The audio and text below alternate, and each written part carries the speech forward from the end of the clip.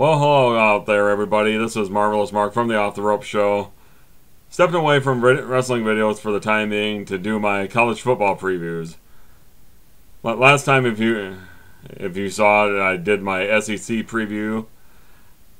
I will have that in the description box. The link to that video, also to my Auburn video, which I did separately.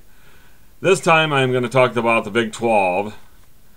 And next time, I will be talking about the Big 10, but for now, I'm going to stick with the Big 12, and let's get that started now, shall we? So I'm going to kick off this preview with the Oklahoma Sooners. Coach Bob Stoops has 17 returning starters coming back this year. There's 8 on offense with along with the kicker, and 7 on defense with the punter. Last year, their season ended with a win in the Insight Bowl against Iowa, 31-14. And in the offseason, there's been 4 or 5 players on the team that have been suspended for various things. 3 of them are wide receivers, so at the beginning of the season, the only receiver on the roster that's caught a pass in a regular season game is wide receiver Gary Stills. And with that being said, one of my players to watch is quarterback Landry Jones. He decided to come back for his senior season, and he had a pretty good season last year up until when his main target Ryan Broyles got injured with an ACL injury. And after that, he really struggled down the stretch. In the last 3.5 games after Broyles tore his ACL, he had no touchdown passes and 5 interceptions. Sorry, but that's not going to get it done, folks. And overall during the season, he had 29 touchdowns and he threw 15 interceptions all told, so he's really got to cut back on that. And on defense, I'm going to spotlight not a player, but the new defensive coordinator is Bob Stoops' brother, Mike Stoops, who was the head coach at Arizona before being fired at the end of last year. And he's come and help him out. And last year wasn't so much their offense I was a bugaboo, it was their defense. But anyway, getting back to Landry Jones, if he plays the way he's capable, Oklahoma should be able to win the Big 12 this year, and who knows, they might be in contention for a national championship if things break right for them. Alright, next I want to talk about one of the new members of the Big 12 this year, and that's the West Virginia Mountaineers and Coach Dana Holgorsen. This year they have 15 returning starters, including 7 on offense, 6 on defense, and the kicker and punter also returned. Last year in the Orange Bowl, they absolutely crushed Clemson in that game, 70-33. And last year, they won the Big East title. And my player to watch on offense is the quarterback Geno Smith. In that Orange Bowl, he set 5 Orange Bowl records in that game. And last year, he threw for over 4,000 yards with 31 touchdowns and just 7 interceptions. And a couple other players I want to talk about are wide receivers Stedman Bailey and Tavon Austin. This was one of the top receiving duos in the nation, and last year they accounted for around 2,500 yards receiving and 20 touchdowns. And so that's a couple of nice targets for Geno Smith to throw to. And on November 17th, they host Oklahoma in a game that will probably decide the Big 12 championship and who the Big 12's BCS representative is going to be. So I think they have a good chance right out of the get-go to win the Big 12 conference, but they're going to have to beat Oklahoma at home to do it, and really I don't see why they can't with that offense. Okay, the next team I will talk about will be the TCU Horned Frogs, who are coming over from the Mountain West Conference after they won the conference last year. And with Coach Gary Patterson returns 12 starters, and 7 on offense and 5 on defense. Last year, they won the Poinsettia Bowl against Louisiana Tech by the count of 31-24. And I want to give you a couple players to watch, especially on offense. The number one is the quarterback Casey Paschal. Although he was arrested for marijuana possession in the off-season, well, if he can stay off the wacky weed, stay off the Mary Jane, hey, he could have a really good season, I think. Because last year he threw for almost 3,000 yards. He had 25 touchdowns against 7 interceptions. So, if he can improve on that, that'll be very helpful to the team. Also, I want to talk about their three-headed monster at running back. You have Wayman James, you have Ed Wesley, and Matthew Tucker. This was the only team in the FBS that had three running backs that each rushed for over 700 yards apiece. And they're all back this year, so can't really key on one guy there. So anyway, supposedly last year was supposed to be a rebuilding year after the loss of Andy Dalton to the Cincinnati Bengals, but they still won 11 games last year. But now they're in the Big 12. They're in a big boy conference now. Can they compete in a conference where the teams in the Big 12, they're going to be stronger and faster most of the time than teams in the Mountain West Conference? So, yeah, I think they can do that, and that's why I think they'll probably finish third in the Big 12, and I think they'll go to a really good bowl game this year. All right, next I'm going to talk about the Oklahoma State Cowboys and Coach Mike Gundy, who returns 16 returning starters this year. 6 on offense plus the kicker, and 8 on defense plus the punter. Last year they won in the Fiesta Bowl 41-38 in overtime against Andrew Luck and Stanford. Then they won the Big 12 last year, and if it weren't for an overtime loss to Iowa State on ESPN on a Friday night, they probably would have been playing in the national championship. But anyway, give you a couple players to watch on offense. Number 1, quarterback Wes Lunt. He is a true freshman quarterback who's going to be replacing Brandon Weeden. And if history serves anything, if he's anything like what Brandon Weeden was and what Zach Robinson was before him, Wes Lunt will probably be the next great quarterback under Coach Mike Gundy. Okay, then you have the running back Joseph Randall, who last year he led the Big 12 in rushing with over 1,200 yards and 26 touchdowns, and he will probably need to do more of that this year because Wes Lunt's probably going to need all the help he can get, and he doesn't have Justin Blackman coming back to help him out. But I will say this, after they lost Brandon Weeden and Justin Blackman from last year's team, it's hard to believe they're not going to take a little step back this year, especially with a true freshman quarterback. But with that being said, I think they can still finish in the top half of the conference, and they should still go to a decent bowl game, I think. Okay, next I will talk about the Texas Longhorns with Coach Mack Brown. This year they have 15 returning starters, 8 offensive starters return, and 7 on defense. Last year they ended up winning the Holiday Bowl 21-10 over Cal, but that's not good enough for a Texas Longhorn fan base who expects to contend for the national championship every year. Not just the Big 12 championship, but the national championship, which they haven't won since 2005 when Vince Young won that epic game against USC.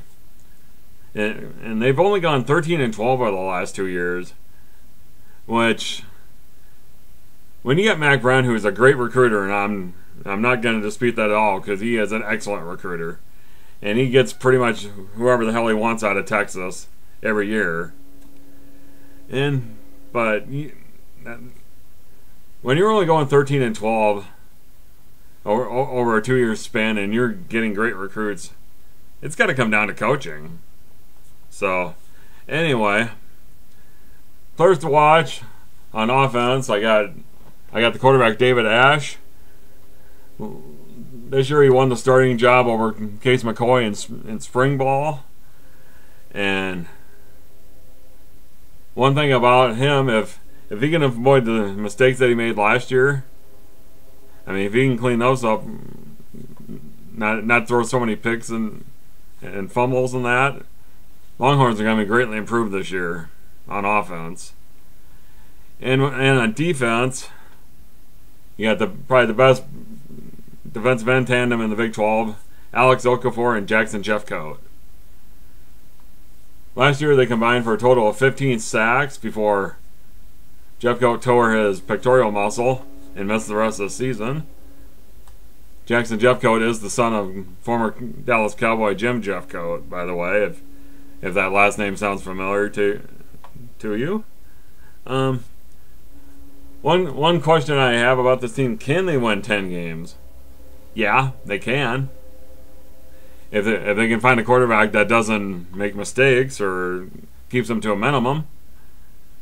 But otherwise, they might be about the same as they were last year, like an 8 maybe a 9-win team. But still, it's not bad. And they'll still go to a halfway decent bowl, regardless. Okay, the next team I'm going to talk about is the Kansas State Wildcats. Coach Bill Snyder returned 16 starters off last year's team. 8 on offense plus the kicker, and 6 on defense plus the punter. Last year they surprised everybody by getting to the Cotton Bowl, but even though they lost to Arkansas 29-16, that's, I mean, outside of Manhattan, Kansas, you probably couldn't name too many people that actually picked Kansas State to do anything last year. But if you know anything about Bill Snyder, he always knows how to pull a couple rabbits out of his ass, and they ended up winning 10 games last year. And if you know anything else about Bill Snyder, is that he's going to recruit Jugos, and he's going to recruit them hard. But with that being said, I'll give you a player to watch on offense. It would have to be the quarterback Kellen Klein. He might be the toughest player in all of college football, bar none. And last year he tied Ricky Dobbs' record for most rushing TDs by a quarterback in a season with 27. But, I mean, that's all well and good, but they really need more out of him in the passing game this year. And, I mean, he can't be running the ball all the time and being by the team's leading rusher. You don't really want that out of your quarterback so much. Anyway, I'll give you a player to go watch on defense. It'd be middle linebacker Arthur Brown. No, I'm not talking about the guy that sang Fire back in 1968. Yes, I am dating myself because I was born around that time. But anyway, last year he was named Big 12 Newcomer of the Year. He actually started his career at the U, Miami of Florida, and he ended up with 101 tackles last year. So this year, Kansas State's not going to sneak up on anybody. And they also have to go to Oklahoma, to West Virginia, and they have to play at TCU. So if they could win a couple of those games, they could potentially finish up in the top 3. But I think a 5th, 6th place finish is probably going to be about more like it. Okay, the post-RG3 era begins in Waco, Texas, and the Baylor Bears. And they have 16 returning starters this year for Coach Art Briles' team. 7 on offense plus the punter, the kicker. 7 on defense plus the punter. Last year they won the Alamo Bowl against Washington in what amounted to be a low-scoring basketball game, but 67-56. Then, player to watch on offense is quarterback Nick Florence, who's taking over for RG3 this year, but it's not like he hasn't played before. In 2009, when RG3 got hurt, Florence took over for the team. They didn't go to a bowl game that year, but at least he has some starting experience, so that's better than none. And I don't really have a player on defense, but I just got to mention something about them. God, they couldn't stop a nosebleed last year. they gave up about 37 points a game, and they were giving up upwards of 500 yards a game, and that has to change. I mean, you can't outscore people every time. You know, it's like you got to be able to stop somebody once in a while. But even though they lost RG3 and they lost Terrence Ganaway, the running back, and Kendall Wright on the outside at wideout, it's not like they don't have any talent left in this team. But with that said, it's going to be hard to see them going to a bowl like the Alamo Bowl this year. They should still go to a bowl this year. Probably won't be like the Alamo Bowl, but it'll probably be a lower tier bowl.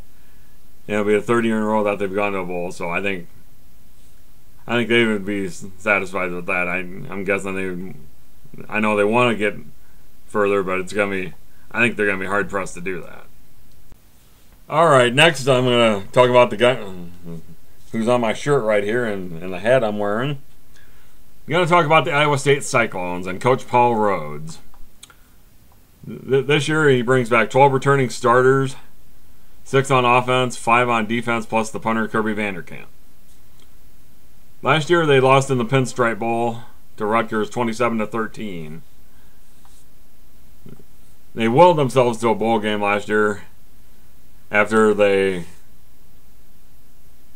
had probably the biggest upset in college football last year by defeating number 2 Oklahoma State 37-31 in double overtime, which essentially kept Oklahoma State out of the national championship. I'm going to give you a player to watch on offense is quarterback Steele Jantz. He was just handed the starting job.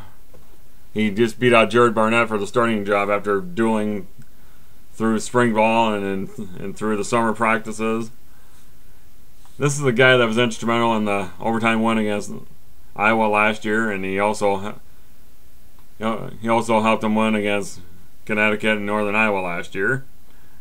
And I'm also going to talk about Jared Barnett because he was instrumental in the win against Oklahoma State, and he won a couple other games as well, so that got him to the 6 wins, and that's how he got to a bowl game last year. But Steele Jantz and whoever's starting between Steele Jantz and Jared Barnett, whoever, they got to limit their mistakes, and they just got to take care of the ball better, and that's all there is to it. And if they do that, that's going to go a long way toward, who knows, maybe Iowa State can win another game, maybe they can get to 7 wins. Okay, then on defense, I'm going to talk about probably one of the most underrated linebacking duos in college football in A.J. Klein and Jake Knott. If these two guys played for a higher profile team than Iowa State, they would probably be in the discussion for All-American honors, but still, I believe you're going to hear a lot about this duo during the season. I believe, but I think as far as Steele Jantz or Jared Barnett goes, whoever the starting quarterback ends up being, right now it's Steele Jantz, but you never know, that could change. If they get better, if they get more solid quarterback play out of them, Iowa State can make another bowl appearance this year.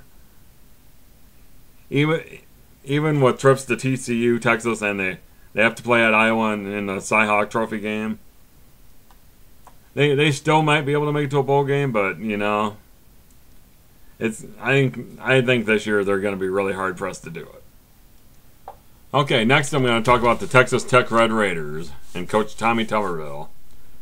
This year they bring back 10 returning starters, 5 on offense, 4 on defense, plus the punter. They did not make it to a bowl last year, which is really not good enough down in Lubbock, Texas. And if they don't get to a bowl this year, Tommy Tuberville's seat is going to get a lot warmer, let me tell you. And not really much has changed from the Mike Leach era. They're still throwing the ball quite a bit. And with that, I will give you a player to watch, and that's the quarterback himself, Seth Doege. Last year he threw for just over 4,000 yards. He had 28 touchdowns and 10 interceptions, and basically he did what he could to keep the team in games, and he pulled off the upset in Norman, Oklahoma, against Oklahoma, 41-38, and And unfortunately, that was the highlight of their season because they dropped their last 5 games, and because of that, they didn't make a bowl game last year.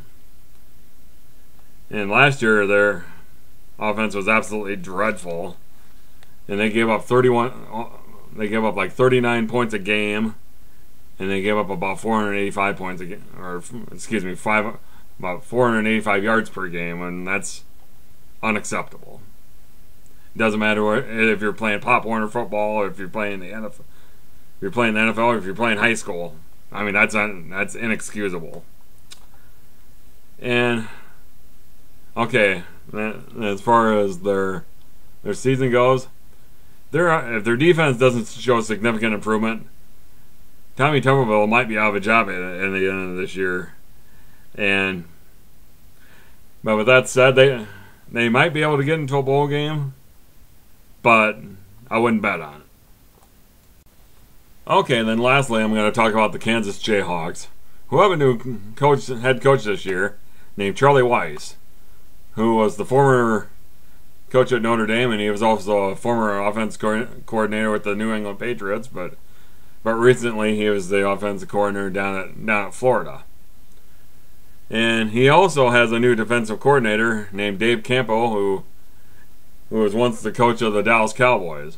So it's a couple of kind of big names there. A